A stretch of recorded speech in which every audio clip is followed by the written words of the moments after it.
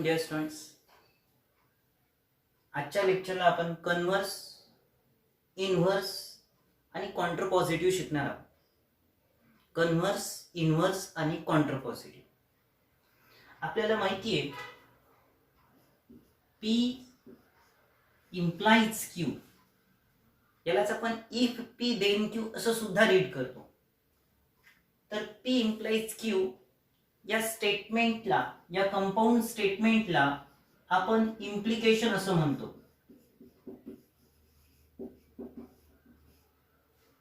P implies Q या compound स्टेटमेंटला आपण implication असं म्हणतो. जर आपण Q implies P असं लिहिलं तर Q implies P या स्टेटमेंटला P implies Q या स्टेटमेंटचं कन्व्हर्स असं म्हणतात. Q implies P is the converse of this implication. After that, if we write not P implies not Q, not P implies not Q, then it is called inverse. Then it is called inverse of P implies Q. This is the inverse of P implies Q.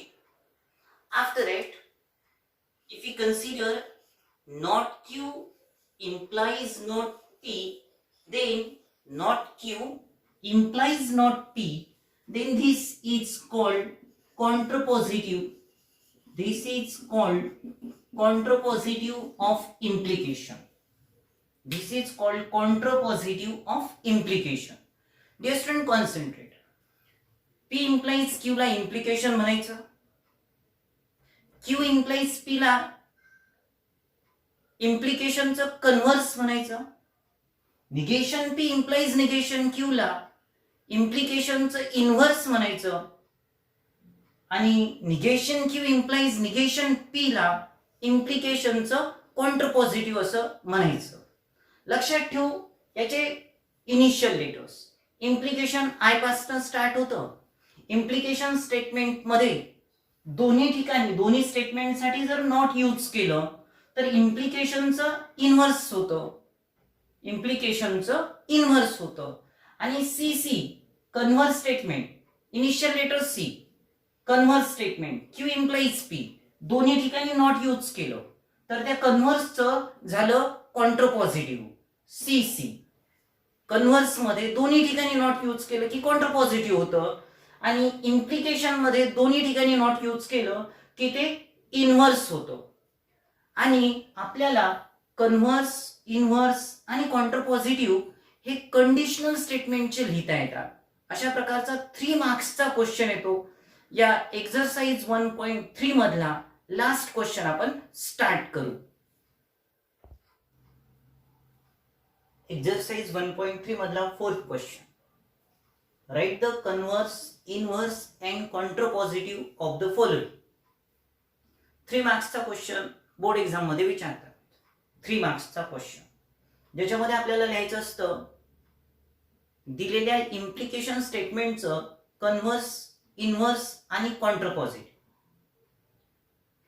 एक दिलेली implication statement असणार. त्या स्टेटमेंटला पहिले symbolic form मध्ये लिहायचं. First, if x is less than y, then x square less than y square. x y real numbers आहेत तर याला पहिले सिंबॉलिक फॉर्म मध्ये लिहू. तर इफ च्या नंतरचा जो पार्ट आहे त्याला मी p ने डिनोट करतो, x लेस देन y. आणि देन च्या नंतरचा जो पार्ट आहे x square is less then y square त्याला मी q ने डिनोट करतो. x square is less then y square ला q ने डिनोट करतो. नक्कीच हे इम्प्लिकेशन स्टेटमेंट आहे. आपल्याला सिंबॉलिक फॉर्म लिहिता येईल P implies Q. आता आपल्याला याचं कन्व्हर्स, इनव्हर्स आणि कॉन्ट्रपॉझिटिव्ह लिहायचं आहे. आपल्याला माहिती आहे converse of P implies Q is Q implies P. म्हणजे इफच्या नंतरचा पार्ट देनच्या नंतर लिहायचा आणि देनच्या नंतरचा पार्ट इफच्या नंतर लिहायचा. दिलेल्या स्टेटमेंटचं काय लिहायचं आपल्याला? कन्व्हर्स. पी इम्प्लाइज क्यूचं कन्व्हर्स आहे क्यू इम्प्लाइज पी. म्हणजे या ठिकाणी स्टेटमेंट स्टार्ट होणार इफने नंतर आपल्याला क्यू स्टेटमेंट लिहायचं. क्यू स्टेटमेंट आहे x square is less than y square. नंतर देन आता पी स्टेटमेंट लिहायचं एक्स लेस देन वाय. अशा प्रकारे दिलेल्या स्टेटमेंटचं कन्व्हर्स झालं. If x square less than y square then x less than y. आता त्याचं इन्व्हर्स लिहायचं. तर inverse of P implies Q is. P implies Q चं इन्व्हर्स असतं negation P implies negation Q. म्हणजे दिलेल्या स्टेटमेंट मध्ये पी आणि क्यू या दोन्ही स्टेटमेंटचं निगेशन लिहायचं. दिलेल्या इम्प्लिकेशन मध्ये पी आणि क्यू दोन्ही पार्टचं काय लिहायचं? इम्प्लिकेशन. मग आपल्याला त्याचं इन्व्हर्स लिहिता येईल. If x is less then वायचं निगेशन दोन प्रकारे लिहिता येतं. लेस देन वायचं निगेशन दोन प्रकारे लिहिता येतं. X is not less than y एक प्रकार, किंवा x is greater than or equals to y असं सेकंड टाइप. दोन्ही टाइप ना तुम्हाला त्याचं निगेशन लिहिता येतं. आपण सेकंड टाइप यूज करू. If x is greater than or equals to y then if x is greater than or equals to y then x square is greater than or equals to y square. X square is greater than or equals to y square. Less than च negation greater than or equals to. आता शेवटचा part आपल्याला त्या स्टेटमेंटचं contrapositive लिहायचंय. तर p implies q चं contrapositive असतं negation. P implies Q चं कॉन्ट्रापॉझिटिव्ह असतं negation Q implies negation P. म्हणजे जी कन्व्हर्स स्टेटमेंट आहे त्या कन्व्हर्स स्टेटमेंटच्या दोन्ही पार्ट मध्ये नॉट यूज करायचं. कन्व्हर्स स्टेटमेंटच्या दोन्ही पार्ट मध्ये नॉट यूज करायचं. म्हणजेच नॉट Q लिहायचं. इफ not q, q चं negation x square less than y square चं negation x square is greater than or equals to y square. then आता p चं निगेशन लिहायचंय x is greater than or equals to y. अशा प्रकारे आपण दिलेल्या स्टेटमेंटचं कन्व्हर्स, इन्व्हर्स आणि कॉन्ट्रापॉझिटिव्ह लिहिलं. फोर्थ मधलं सेकंड एक्झाम्पल.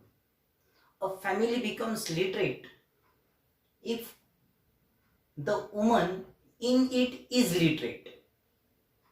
आता हे दिलेलं स्टेटमेंट आपण सुरुवातीला इफ देन या फॉर्म मध्ये लिहून घेऊ.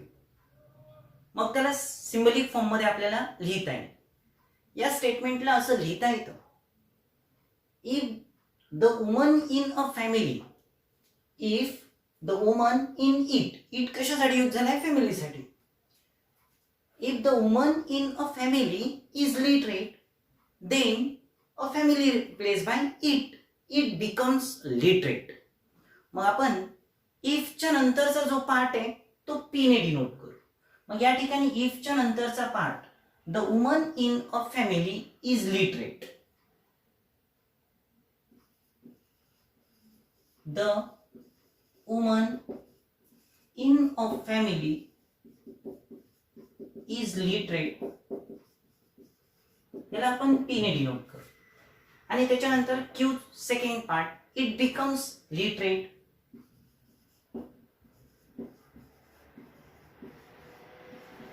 q ने डिनोट करू.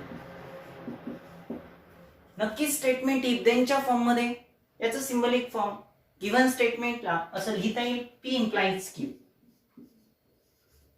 आता आपल्याला याचं कन्व्हर्स, इन्व्हर्स आणि कॉन्ट्रापॉझिटिव्ह लिहायचं. याचं कन्व्हर्स p implies q चं कन्व्हर्स असतं q implies p. q implies p. That is पहिले इफ लिहू आपण. q स्टेटमेंट लिहायचं आहे. It becomes literate. स्टार्टिंग आहे इटच्या ठिकाणी अ फॅमिली लिहू. If a family becomes literate then the woman in it, P statement लिहायचं, देनच्या नंतर पी स्टेटमेंट लिहायचं, द वुमन इन इट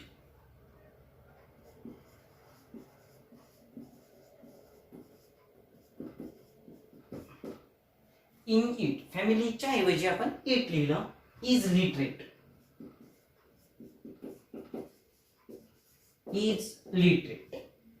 हे झालं त्याचं कन्व्हर्स स्टेटमेंट. आता inverse of P implies Q, second part, inverse of P implies Q. P implies Q चे inverse काय होतं? Not P implies not Q, not P implies not Q. म्हणजे P statement मध्ये not use करा, Q statement मध्ये not use करा आणि ते इफ देनच्या फॉर्म मध्ये घ्या. आपल्याला दिलेल्या स्टेटमेंटचं इनव्हर्स मिळतं, not P implies not Q. मग याच्यामध्ये इनव्हर्स स्टेटमेंट काय असणार? पहिले लिहिणार if not P, the woman in a family, the woman in a family is not literate, not p लिहायचं, is not literate, is not literate, then not q statement, it does not become literate, then it does not become literate, it does not become literate. Third part, P implies Q चं contrapositive असतं, not Q implies not P, हे त्याचं contrapositive असतं, not Q implies not P. म्हणजे converse statement मध्ये दोन्ही ठिकाणी not use करायचं, कन्व्हर्स स्टेटमेंट मध्ये दोन्ही ठिकाणी नॉट यूज करायचं. मग तुम्हाला इझिली सांगता येईल, लिहिता येईल तुम्हाला. पण कन्व्हर्स मध्ये कन्व्हर्स स्टेटमेंट, आता बघा Q implies P converse statement आहे, दोन्ही ठिकाणी नॉट यूज करायचं. कसं बनणार मग ते? If a family does not become literate then the woman in it is not literate, in it is not literate. हे झालं त्या स्टेटमेंटचं कॉन्ट्रापॉझिटिव्ह स्टेटमेंट. नक्कीच लिहिता येईल तुम्हाला. ओके, फोर्थ मधलं फोर्थ, थर्ड आणि फोर्थ सेम. थर्ड सॉल्व्ह करता येईल तुम्हाला, फोर्थ कन्सिडर करतो. If voltage increases then current decreases. या ठिकाणी इफच्या नंतरचा पार्ट पी ने डिनोट करू, व्होल्टेज इन्क्रीजेस. पी पार्ट असणार व्होल्टेज इन्क्रीजेस, क्यू पार्ट असणार करंट डिक्रीजेस.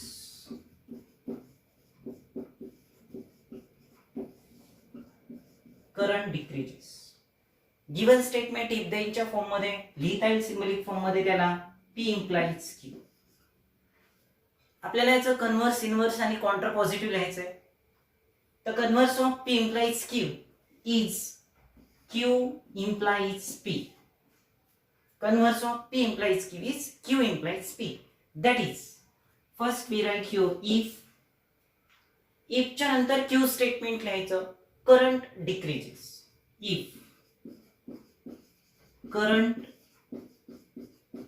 decreases, then च्या नंतर P part लिहायचं.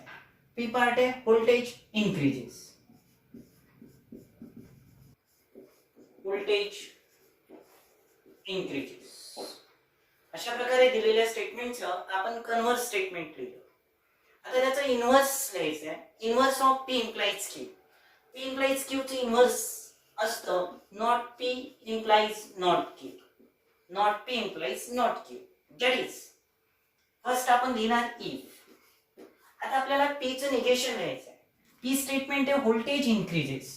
व्होल्टेज इन्क्रीजेस चं negation, voltage does not increase,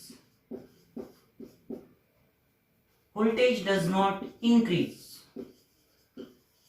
then not Q, current डिक्रीजेसचं निगेशन, नॉट क्यू. करंट डिक्रीजेसचं negation, current does not decrease, current does not decrease. हे झालं P इम्प्लाइज Q चं इनव्हर्स. आता लास्ट पार्ट आहे कॉन्ट्रापॉझिटिव्ह. तर P इम्प्लाइज Q चं कॉन्ट्रापॉझिटिव्ह असतं not Q implies not P. मग आपण इफच्या नंतर Q चं निगेशन लिहिणार आहे. तर Q स्टेटमेंट आहे करंट डिक्रीजेस. करंट डिक्रीजेस चं negation current does not decrease, current does not decrease. Then आता देनच्या नंतर P चं निगेशन लिहायचं आहे. व्होल्टेज इन्क्रीजेस चं negation, voltage does not increase. Then voltage does not, voltage does not increase. अशा प्रकारे आपण दिलेल्या स्टेटमेंटचं इनव्हर्स, कन्व्हर्स आणि कॉन्ट्रापॉझिटिव्ह लिहिलं. या ठिकाणी एक्झरसाइज 1.3 आपली संपली. ओके.